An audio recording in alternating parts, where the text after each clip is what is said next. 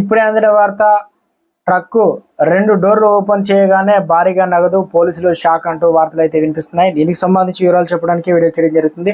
చాలా మంది వీడియోస్ ఉన్నారు కానీ సబ్స్క్రైబ్ మర్చిపోతున్నారు. దయచేసి ఛానల్ సబ్స్క్రైబ్ చేసుకొని బెల్ ఐకాన్ ఆల్ పైన ట్యాప్ చేయండి. ఇటువంటి ఇంపార్టెంట్ ఇన్ఫర్మేషన్ మిస్ అవ్వకుండా మీ ఫోన్ నోటిఫికేషన్ రూపంలో వస్తుందండి. చాలా మంది మీరు చూస్తున్నారు కానీ లైక్ చేయడం లేదంటే దయచేసి లైక్ చేయండి. ఇన్ఫర్మేషన్ అందరి ద్వారా రీచ్ చేసిన వారు పోలీసులు తనిఖీలు ముమ్మరం చేశారు. ఎక్కడ కూడా అవాంఛనీయ ఘటన జరగకుండా ఉండేలా కఠిన చర్యలు తీసుకుంటున్నారు. ఈ నేపథ్యంలో చెక్ పోస్ట్ వద్ద ఎలాంటి డాక్యుమెంట్ లేని నగదు, బంగారం, వెండి ఆభరణాలు, అక్రమంగా మద్యం లాంటి వాటిని సీజ్ చేస్తున్నారు.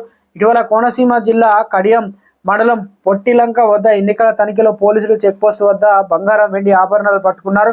కంటైనర్లో 2.57 కోట్ల విలువైన 3.34 కేజీల బంగారం నగలు, అలాగే 1.07 లక్షల విలువైన 1.209 కేజీల వెండి ఆభరణాలు స్వాధీనం చేసుకున్నారు. కాగా పట్టుబడ్డ బంగారం, వెండి ఆభరణాల విలువ 2.58 కోట్లుగా ట్రాన్స్ఫర్ చేస్తున్నట్లు కంటైనర్ పట్టుకొని పోలీస్ స్టేషన్ తరలించారు అధికారులు.